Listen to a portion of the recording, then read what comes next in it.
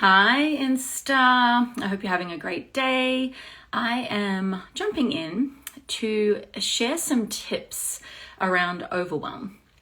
This is something that's been in my field this week with people that I love deeply, and certainly even for myself. This is super relevant. So I want to share some really tangible tips with you today, and I hope that you find it valuable. What are we talking about? We're talking about overwhelm as a form of sabotage. So overwhelm can be the experience of feeling behind, feeling like you have too much on, feeling exhausted and constantly at the edge of your capacity, I suppose. And what a lot of people don't realize about that is that often the reason we will feel overwhelmed is because we have too many open loops. So I want to dive into what an open loop is today, because this is not a conversation about how you need to increase your productivity or be more skillful. In fact, it's really a quick hack to suddenly just feel less energetically drained. Okay, so an open loop is something that you have open. Literally, it's like opening a container and not yet closing the lid. And I'll explain why this is relevant. So when you open something and don't yet close it, and it could be a conversation that you're putting off having, it could be a decision you haven't yet made, it could be a task that you haven't yet done, it could be an ongoing job. When we have an open loop, it's draining us energetically because the brain is actually wired to focus on and remember incomplete tasks.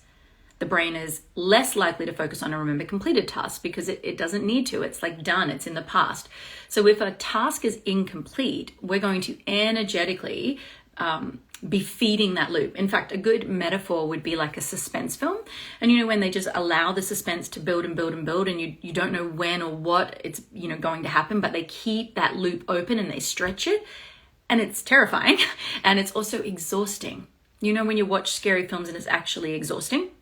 So much like a suspense film, what we want to do is we want to close the loop. Even when you're terrified and it gets closed, it's like, there's this sense of relief.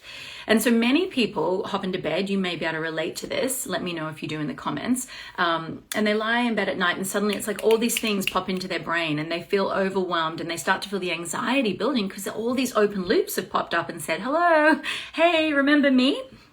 And so it's a little bit like a computer with all those tabs open. I'm famous for this, mind you, so this is a little bit ironic, but it's my computer, not me. So when a computer has lots of tabs open, it is going to run less effectively, right? It's taking its energy. In fact, if you do it long enough without shutting things down, it could crash, yeah? And we are much the same. So if you walked into your kitchen and you saw a million cupboards open, what would you do? You would close the cupboards, I would hope, unless you like it like that, which is a whole other topic because some of us do like overwhelm. We're just used to it. We're conditioned to it. I, on the other hand, have come to really enjoy feeling at peace. So if you want to feel at peace, these tips are for you.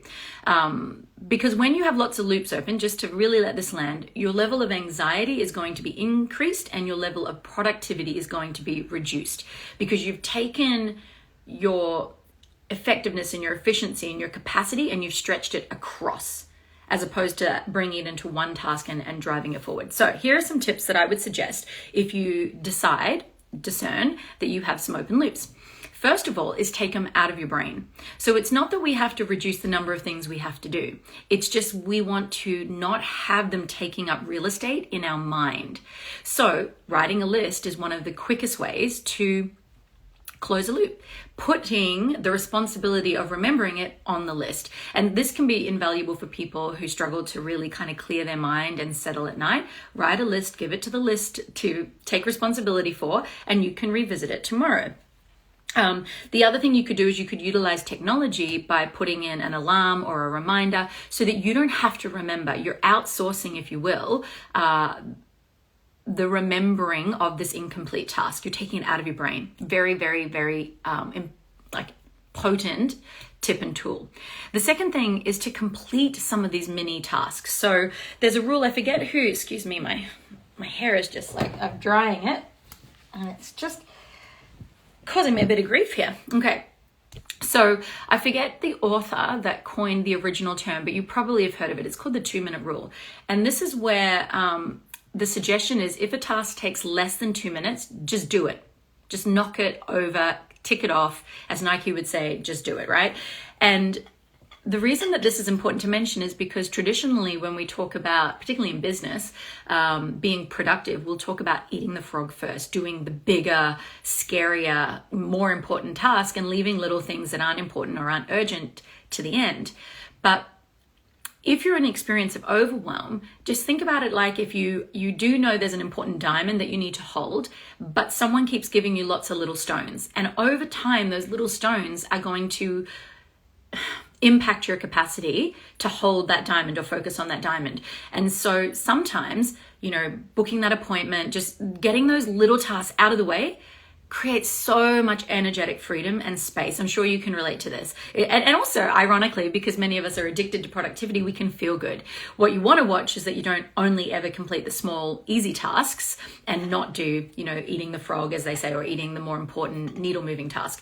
But if you're in a space of overwhelm, definitely complete the mini tasks, just tick them off your list because small things do build up. Third tip I would give you is to share the task out or outsource it, delegate it, right? And so this is actually really important, particularly for entrepreneurs or leaders in your space. If you're a parent or you're taking care of many things, got many balls in the air, can someone else take a ball for you? And the answer is most likely yes. And the only thing I would caveat on this is making sure that when you give someone a task, that you trust them and that you can really surrender the responsibility of that task and let them be accountable for it. Because if you're going to outsource it or delegate it and then you're still going to nitpick and worry about it, well, you haven't actually cleared any energy for yourself. You haven't increased your capacity to direct it in other places and spaces. So ask for help, delegate. Asking for help is a superpower. Learning to delegate is a game changer, especially for entrepreneurs. So do that. And then my fourth suggestion for closing loops, clearing energetic space, and reducing overwhelm would 100% be mastering the art of discerning/deciding. So discerning is actually more a subtopic, but it's super potent, maybe less relevant for this chat today, but it's learning how to make decisions in alignment with yourself, like discern what's right and wrong for you. Deciding is, honestly, such an undervalued skill set. So many of us suffer from analysis paralysis. We are often sitting in a space of indecision, and often this is actually just our open loops. We'll even talk about a thing but not lock in the decision. We'll discuss something but not decide on the path. And that is, for many people, the greatest number of their open loops, undecided decisions, right? And so getting into the skill set of just making a decision, because here's maybe an unknown or an unknown truth is that many of us think we need to know to decide. And I would challenge you to consider and invite you to sit with, when you decide, you will know. I'm going to say that again. When you decide, you will know. So I often invite my clients, if they're like, I don't know what to do, I'm like, flip a coin. Because here's the irony. If you're really like, I don't know, and you flip that coin, when the coin is in the air, you might instantly go, I really hope it lands on, right? There's your truth. There's your decision. Or when it lands, it'll either land on the one you want and you're like, sweet, or it'll land on the one you don't want and you'll know. Because you don't obviously have to do what the coin says. We're not 5 years old. We get to change our mind. And that's the big thing about decision making. If you get into the art of deciding, once you decide, as you move forward, you 100% can redecide. But closing the loop and making the decision will give you so much life force and create momentum to move forward. It's not dragging you back anymore. So I would say, of all of the tips, definitely outsource it out of your brain, definitely outsource it to another human, definitely complete the mini things. But the biggest thing is learning to make decisions. Lock them in and then give yourself the agility, the flexibility to redecide at any moment. That skill will be the biggest game changer of everything we've discussed, because open loops through lack of decision is just draining.